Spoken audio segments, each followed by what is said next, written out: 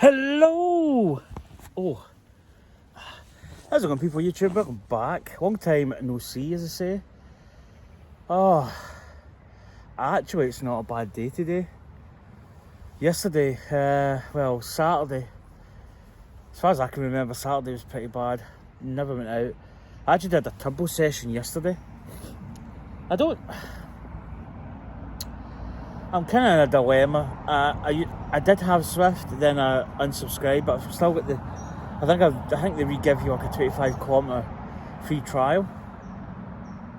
So I was on yesterday morning. I did 5 miles, but my daughter and my granddaughters were down, so she had the heating on, and even just doing it wasn't even a really stellar effort. It was kind of reasonable.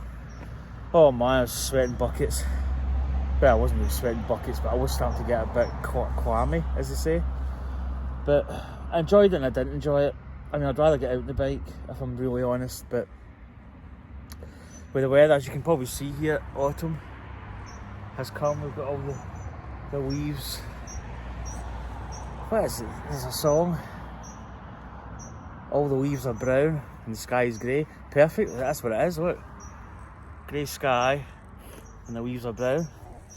That was California Dreaming by the Mamas and Papas and Mamas and Papas. Don't know. But yeah, it's been like the last 2 months have been, I could probably count in that hand plus maybe the other one, a couple. I've certainly been out more than 5, but I've not been more than 10, although I could be wrong. I might have done 10, I don't know. I've just not really been out as much. Again, I keep using the same old excuses. It's not really excuses. It's just the weather's got a lot to play with. I mean, don't get me wrong. I don't mind pedalling out when it's adverse weather and you can push it. But sometimes in Scotland it's just absolutely dire. I mean, it's like this is actually the first dry spell we've had for a while. It's been raining kind of on and off. In fact, down Dumfries way, head down that way. Really bad floods. The River Nith burst its banks, but that's quite bad for doing that. So I've still got this cold. Still got a little bit of a kind of a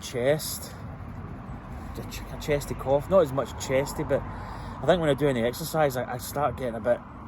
I can feel it, but it's not. I mean, don't get me wrong. It's not that bad that I can't really cycle, but. Yeah, I had a lot planned for yesterday. Yesterday was actually a funny day. I see my daughter was down, and my granddaughters. Yeah, it was testing. Let's just put it that way. I always love seeing them, but it's so stressful. But I had a lot planned. I had my golf. I was only about 2 shots behind the leader. 2 shots? Yeah, I think it was 2 shots behind the leader.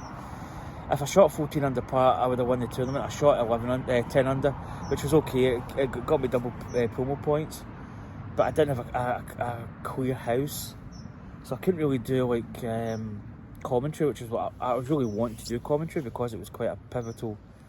It could have been quite a pivotal round, but didn't have that, so I just had to play it. And then I was actually going to go out Halloween for a spooky ride. I was going to call it, but.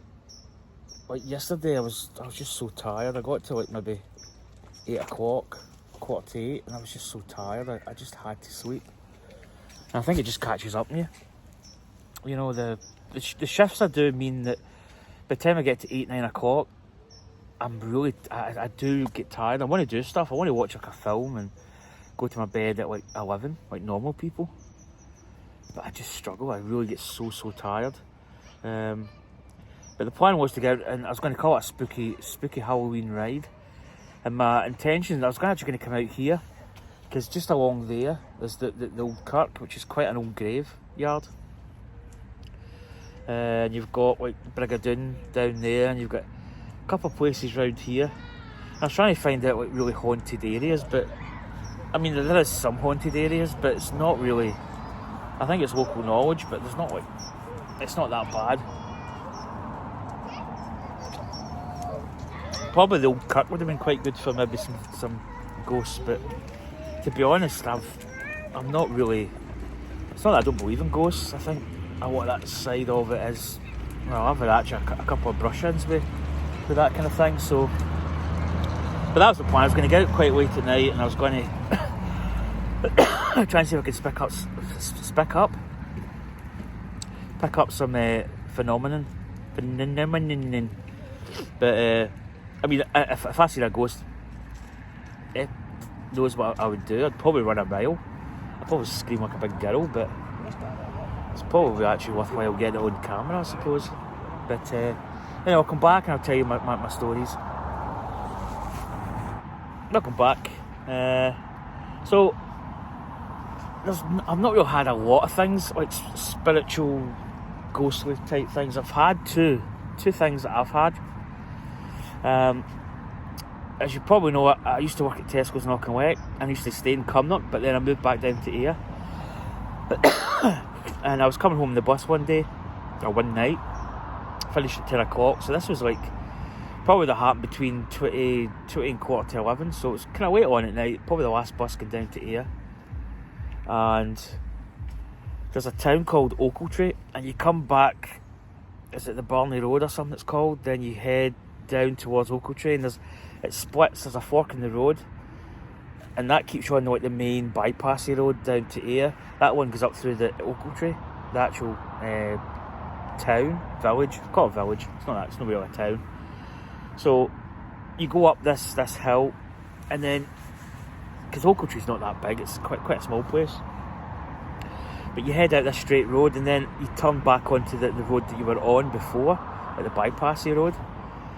And as you turn there's a house, so it turns like 90 degrees, and it's only about maybe, don't know, it probably wouldn't even be more than 40 yards or something, I don't know, that's a guesstimate.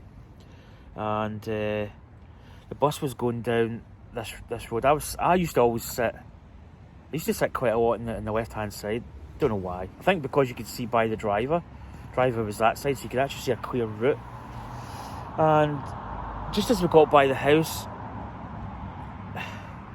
the only thing that I can describe, and I'll just say it out front, because this is what I felt it was a hand going right through my face like this.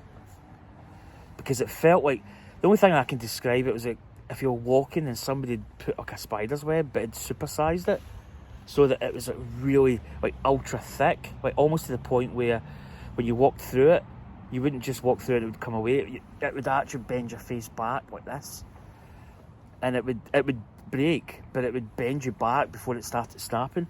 And that's what it felt like. It was like a hand, and it went right through my face. Probably not really on my eyes, but right at the bottom of my jaw, like here.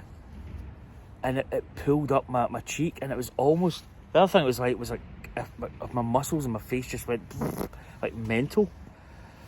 But that was like, I don't know how many years ago that was. It's certainly 10 plus years, maybe even more. Because I'd moved down to Ayr, so it'd be 2009, 2010, so any time after that. And that was quite spooky. But that happened, and that's the only thing I can put that down to. So that was quite spooky. The other one, this could get quite long actually. The other's like, this one's like, it's almost worthy of a film crew coming and basically documenting it, because it's just so utterly bizarre. If I didn't have evidence of it, you'd probably think I was making it up. So, when I worked up at Tesco's, at this point I was actually staying in Cumnock, so it'd be between 2006 and 2009, I would say. And when I stayed at my mum's, and before I met Carl, my mum and dad, we've always, like, as a family, before I moved out, we always had dogs. My mum and dad always had, like, probably dogs. I had rabbits, hamsters, gerbils, goldfish. I had everything basically. So we always had like a family dog. And at the time we had, I think it was Hendry. It was a King Charles Cavalier. And we got another dog called Monty. We used to call him after sports stars. So Hendry was named after Stephen Hendry. Monty was after Colin Montgomery, the golfer. Trying to think what dog we had after that. I think we had Brody after that. Brody wasn't named after a sports star. But yeah, Monty was... King Charles Cavalier was quite a big... King Charles Cavalier was quite... I'm not going to say he was stocky, but he was kind of like slightly bigger than your normal. Because King Charles can be quite small, but he was a little bit bigger. And me and Monty were just like that, like two peas in a pod. I'd almost say he was like human in a way. I know people go, oh, it's just an animal, it's just a dog, but me and Monty had such a close bond. It was just really weird. I mean, I went into the back cupboard. Oh my goodness, sorry, excuse me. Cough there. I went into the back cupboard to get crisps at my mum and dad's, like a pack of cheese and onion or something. And it's a little coal house type cupboard. Probably in the old days it would be used as coal house. Although there's a coal house, we used to have one outside, but that was like a back cupboard kind of thing. So I went and got my crisps. Unbeknown to me, Monty had walked in, and as I came out, I'd shut him in the cupboard. And I mean, there was enough room to move, but there wasn't a lot of room. And my mum went, where's Monty? And I went, I don't know, I've not seen him for a while. And that's when we looked. I mean, it's the last place we opened the cupboard, and he was inside. So I got absolutely roasted for that. He still loved me though. But I used to come in from my work. I used to do like a night shift. I would go into the kitchen, but you've been in the kitchen sleeping. I would maybe grab like some milk and maybe a dod of cheese or something. And I used to have a drink. As I opened the kitchen door, he would run out and head to the living room door. So I would go and get my milk or my juice or whatever. Maybe grab a biscuit and something else, whatever I could get my hands on. And I'd probably eat it in the kitchen. And then I'd head out and I'd head upstairs.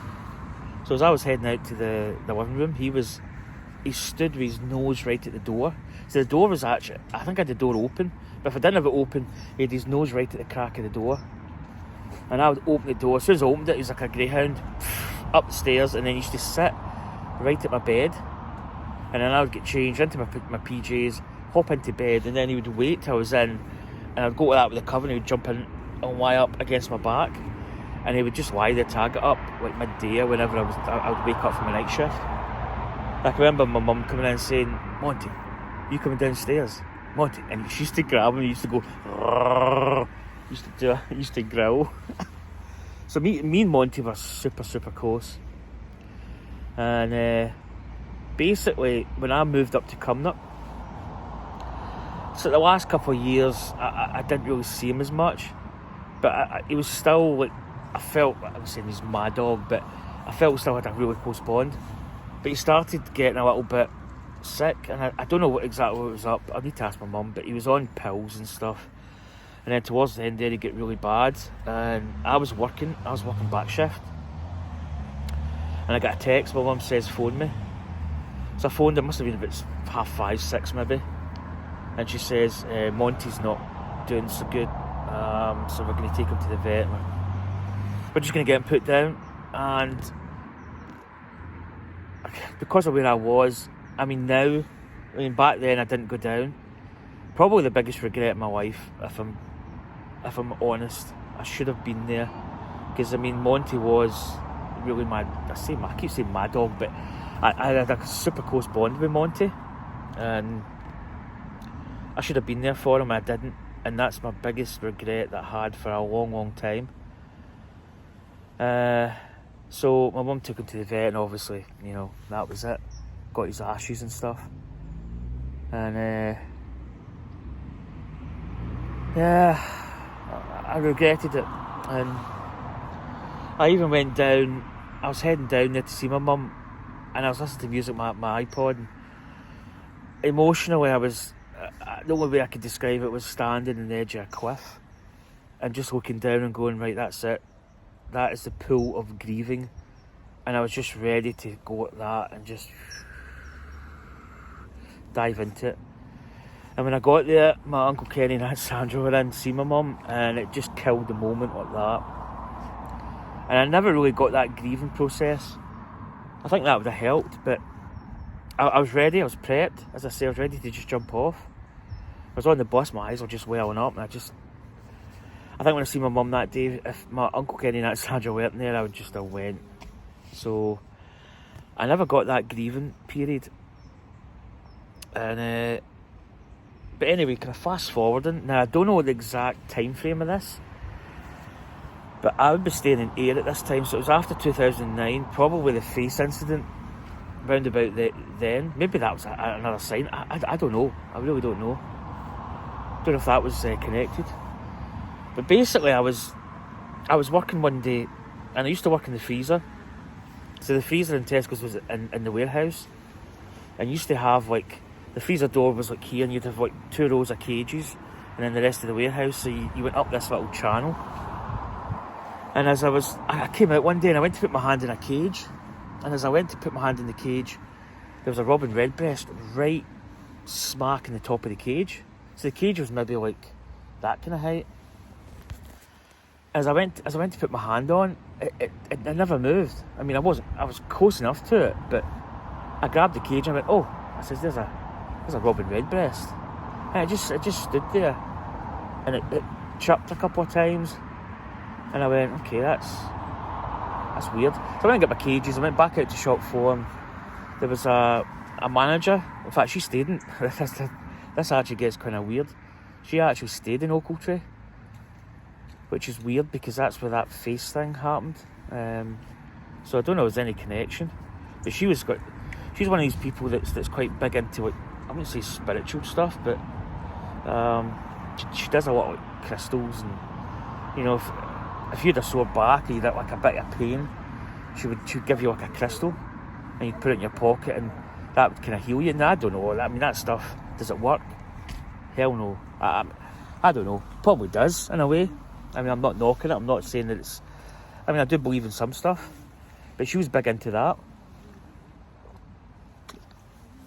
So, yeah, but I told her about this robin redbreast, and obviously because she was into that kind of thing, she was tuned into that frequency. She said, "Oh, that's somebody coming back to talk to you, to kind of like make contact." And I'm like, okay. I'm not saying no, it isn't, but she says no, it's you know, that's associated. I says okay. I says no, it was just up the cage. It didn't move much. And she says, have you lost anybody recently? And I says, well, no, I never connected Monty to this. The only person that I lost was my gran, which was in 1985. At the time I was like 11 years old. I didn't know much about it. I kind of didn't really understand the full. I mean, I probably knew that people die, but I mean, it wasn't like, you know, it was like mentally. I just didn't have that kind of feeling. So I went back through, and when I went back through, this robin redbreast was there. Not the same bit, but a different part of the cage, but it was there, chipping away. And I can remember, I'm standing there, just the freezer door was just down there, and I can remember doing this, and I kind of looked to see if there's anything in the warehouse, because I'm going to start talking to a bird. I mean, somebody's probably going to say, are you alright? But there's nobody there, so I went like that. The bird's here, by the way. Well, it's not here, but I'm just simulating. I went, is that you, Gran? Is that you, Sarah? And I started talking. I was going, I was only young when you passed, and I don't know what I said, but I was talking to it as if it was my gran. And I walked away. Now, I don't know if this was the same night. I think it was the next night. I can't remember. And I was thinking, and I went back through at some point. Now, as I say, if this was the same night or the next day, honestly, it's too long. Too many years have passed. But it was there again. And I thought to myself, this is a bit I actually told one of the guys I work with, we had a laugh and a joke at it, like after a couple of weeks and months and years after, but it was kind of funny. But I went back to it and says, this thing's still here. And it was then I thought, I wonder if it's Monty, because, you know, there's no stronger bond than a man and a pet, a dog, cat, whatever it may be. Something like that. And I'm looking, I says, is that you, Monty? And I'm like, I think it is. You know, I'm talking to this bub. And I went, that is you, Monty, innit? Do you know what, Monty, the biggest regret I have in my life was not being there. I should have been there. I should have went to the manager and I should have said, I need to go down, my dog's getting put down. I need to be there for him. And I probably said a few other things, but I says, you know, Monty, I should have been there for you, buddy. I really should have. And that was it. I never seen that Robin Redbreast after that. It disappeared.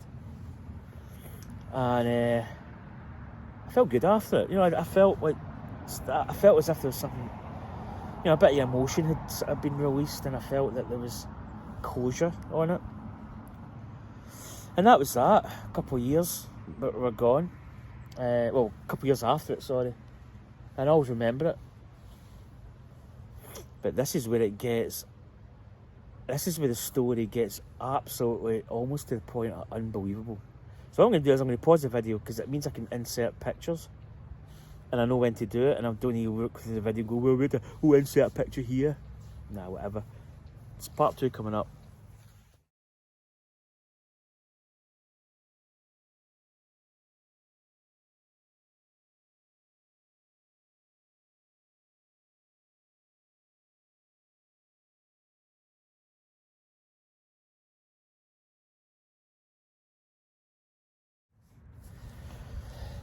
I need his cough to start. Right, well, again, people YouTube, this is part 2 of my spooky stories. So the last part I was talking about the Ochiltree hand incident, and then I was talking about the Robin Redbreast and Tesco's in Auchinleck. So, as I say, I talked to it, and I never seen that Robin Redbreast just disappeared. It was never there again. It just went totally. Now, the time frame between that happening and the next incident, I don't know how long that was. But in your house, you've got doors, right? Now we've got like a wooden door. It's like a council. It's not a great door. It's just like a basic Joe Boggs door, and it's got like wood paneling. But it's like I'd probably say it's like a plywood type of material. So it's not like the best wood grain you'll ever see in your life. But I've got like X amount of these doors in my house.